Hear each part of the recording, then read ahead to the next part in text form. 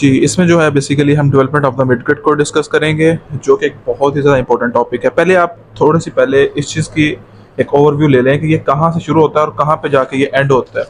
हमें पता है जो हमारा एक डाइजेस्टिव सिस्टम है वो एसोफेगस के थ्रू आता है, देन स्टमक आ जाता है और देन ये स्मॉल इंटेस्टाइन वाला एरिया शुरू हो जाता है, इसके लोब्स आ जाती हैं और वो आ जाके एनल कैनाल पे एंड करता है। ठीक है जी। अब बेसिकली स्टमक के इस पार्ट तक हमारा है फोरगट। ठीक है जी। उसके बाद यहाँ से जो डिडोनम शुरू हो रहा है और ट्रांसवर्स कोलॉन जो है उस तक ये जाएगा हमारा मिडगट। ट्रांसवर्स कोलॉन के कहाँ तक? ऐसे ट्रांसवर्स कोलॉन होता है हमारा, ऐसे। ठीक है। ट्रांसवर्स कोलॉन के 2/3 मतलब प्रोक्सिमल 2/3 ऑलमोस्ट यहाँ तक ये जो है ये कौन सा होगा? मिडगट।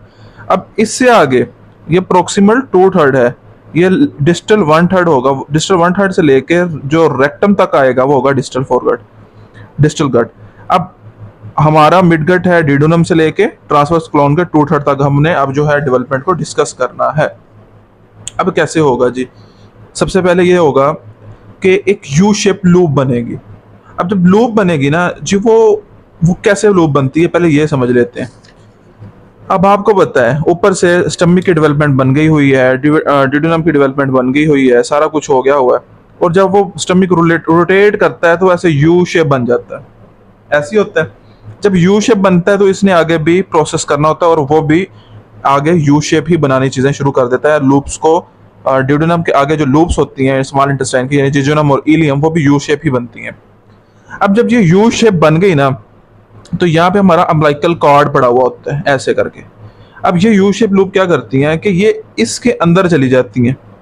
ये स्पाइनल जो हमारा अम्बिलिकस का लेवल होता है ना, बेसिकली T10 का आपने पढ़ा होगा, ये उस अम्बिलिकल कॉर्ड होता है, वहां पे एक खाली जगह सी होती है उस कॉर्ड में, ये उसके अंदर प्रोजेक्ट करे जाती है। इस प्रोसेस को हम कहते हैं कि ये जी फिजियोलॉजिकल हर्निएशन है, अम्बिलिकल हर्निएशन। क्यों फिजियोलॉजिकल? मतलब कि एक नॉर्मल डेवलपमेंटल, अम्बिलिकल मतलब अम्बिलिकल कॉर्ड में हर्निएशन होता है कि किसी भी चीज का प्रोट्रूड आउट कर जाना अपनी नॉर्मल प्लेस से। सो ये कुछ टाइम के लिए डेवलपमेंट के दौरान यहां से इस अम्बिलिकल कॉर्ड के अंदर आ जाती हैं। इसकी रीजन क्या है? इसकी रीजन ये है कि बाज़ दफा ये होता है जब ये डेवलपमेंट हो रही होती है तो यहाँ पे लीवर भी बन रहा होता है। ठीक है। यहाँ पे इसके अलावा और भी कुछ चीजें पड़ी हुई होती हैं जिनका साइज उस वक्त बहुत ज्यादा होता है। ठीक है। जब ज्यादा होता है ना डेवलपमेंट के दौरान तो वो बेसिकली अब्डोमेन की जो स्पेस है वो कम पड़ जाती है। अब यहाँ तक तो ये सपोज लीवर आ गया। ठीक है। अब जब लीवर आ गया तो ये इंटेस्टाइन के लूप्स तो बेचारे कहाँ जाए? वो इधर को उसको धकेल देती हैं, कहती हैं इधर जाओ भाई, इधर आपका रास्ता इधर को है। अब वो इधर को धकेल देते हैं, पर कुदरत कहते हैं कि मैंने किसी के साथ ज्यादती नहीं करनी। अब जैसे ये डेवलपमेंट थोड़ी सी ज्यादा मैच्योर होती जाती है तो ये लीवर का साइज और किडनी का साइज कम हो जाता है, मतलब नॉर्मल साइज हो जाता है। पहले बहुत बड़ा था, सपोज पहले यहाँ तक था, अब ये बस इतना सा रह गया। किडनी का पहले इतना बड़ा था, अब इतना सा रह गया। अब जगह कम हो गई। अब जैसे ही जगह कम होगी तो ये जो लूप्स हैं ये वापस रिट्रैक्ट हो जाएंगी, वापस अपने एब्डोमेन में आ जाएंगी, एक स्पेसिफिक प्लेस ले लेंगी आके। ठीक है। अब बात समझने की ये है कि कब गई, किन फैक्टर की वजह से गई। कि लीवर और किडनी का साइज बहुत बड़ा था, एब्डोमेन में कैपेसिटी ही नहीं थी कि वो इनको झेले। वो कहता है भाई आप इधर को निकलो, अम्बिलिकल कॉर्ड में चले जाओ। ये अम्बिलिकल कॉर्ड था, इसमें चली गई ना लूप्स। अब जब तक यहाँ पे रहेंगी तब तक रहेंगी जब तक इनका साइज दोबारा ना बन जाए और उतना रोम इस एब्डोमेन कैविटी में ना आ जाए कि ये वापस आ जाए और एक स्पेसिफिक जगह पे आती हैं। अब बात दूसरी जो है काम की वो ये है कि जब ये यहाँ से वहां आती हैं तो यहाँ पे क्या होता है? यहाँ पे एक्चुअली रोटेशन होती है। रोटेशन होने से क्या होता है कि वो एक स्पेसिफिक प्लेस पे जाने के काबिल हो जाती है। मतलब अगर इंटेस्टाइन ने जाना ना मिड पे तो वो मिड पे जाएंगी, वो उस हिसाब से रोटेशन होती है। जैसे मैं आपको बताऊंगा रोटेशन तो वो आपको समझ में आ जाएगी। ठीक है जी। अब पहले ये देख लें, यू शेप बनती है और proximal part of umbilical cord में जाती है, जिसकी वजह से इसको हम फिजियोलॉजिकल हर्निएशन कहते हैं।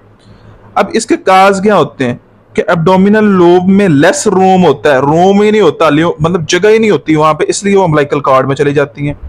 और shortage of due to the massive kidney and liver, जैसे मैंने आपको बताया कि लीवर और किडनी का साइज ही बड़ा होता है, लेकिन जैसे डेवलपमेंट बाद में होगी वो वापस आ जाएंगे। अब रोटेशन कैसे होती है ये बात देखने की है।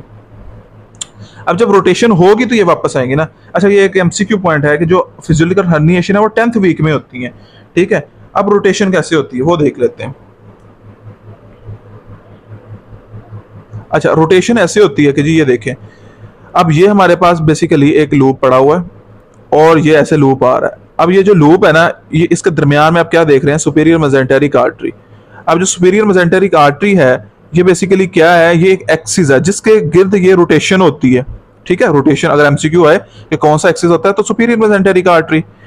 अच्छा, अब क्या होता है जब ये लूप अंदर चली गई होती हैं, ये बेसिकली अम्बिलिकल कॉर्ड, ये देखें, ये वाला अम्बिलिकल कॉर्ड ही है, ये नीला नीला सा जो दिखाया हुआ उन्होंने, जी उसके अंदर चली गई हैं। तो अब हुई 90 डिग्री एलोंगेशन हुई पहले, ठीक है, और फिर 90 डिग्री ये घूमती हैं।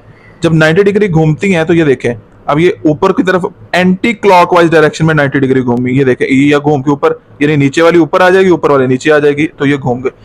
अब दूसरे स्टेप में क्या होता है कि ये एलोंगेट करती हैं, ड्यूडेनम हमारा पहले डेवलप हो जाता है, अब जिजुनम और इलियल लूप बननी है, और ये लूप से बननी शुरू हो गई। पहले क्या हुआ, 90 डिग्री घूमी अम्बिलिकल कॉर्ड में, ये देखिए ऊपर वाला अम्बिलिकल कॉर्ड पड़ा हुआ है, ये वाला, ये दिखाया भी हुआ है, 90 डिग्री घूमी anti clockwise around the axis of superior mesenteric artery, और फिर एलोंगेट किया और लूप्स बना दी। अब जब ये हो गया तो रिट्रैक्शन शुरू हुई। अब जो रिट्रैक्शन होती है ना, सबसे पहले क्या होता है कि हमारा जो है वो स्मॉल इंटेस्टाइन वाला पार्ट वापस जाता है। अब स्मॉल इंटेस्टाइन वाला पार्ट कौन सा था, ये वाला लिम्ब था। अच्छा, अगर मैं एक दूसरे लफ्जों में बोलूँ ना, कि जैसे ही रोटेशन होती है 90 degree around the superior mesenteric artery, तो क्रेनियल लिम्ब जो बेसिकली वो राइट पे आ जाता है, ये देखेंगे, क्रेनियल लिम्ब है, ये राइट पे आ जाता है, और कार्डियल लिम्ब लेफ्ट पे आ जाता है। वर्ड याद रखिएगा, क्रेनियल राइट पे और कार्डियल लेफ्ट पे। अब जो बेसिकली स्मॉल इंटेस्टाइन वाला पार्ट था वो क्रेनियल था, ठीक है। अब ये क्रेनियल जो है पहले रिट्रैक्ट कर जाएगा, पहले वापस आ जाएगा एब्डोमेन में, लेकिन अब शर्त रखी जाती है कि अगर तो तूने दूसरे लिम्ब ने भी जाना है, जो कि बेसिकली लार्ज इंटेस्टाइन का लिम्ब है, ये वाला ग्रीन वाला। स्मॉल इंटेस्टाइन वाला कौन सा था, पर्पल वाला, ये तो पहले चला गया। अब ये जब जाता है स्मॉल इंटेस्टाइन वाला और जाके सेंट्रल पार्ट को ऑक्यूपाई करता है एब्डोमेन की, ये देखें बिल्कुल दरमियान में। अब जो लार्ज इंटेस्टाइन वाला जब ये आता है तो इसके लिए शर्त रखी जाती है कि तुम 180 डिग्री मतलब 180 डिग्री दोबारा घूमो एंटी क्लॉकवाइज डायरेक्शन में। वो बेचारा फिर घूमता है।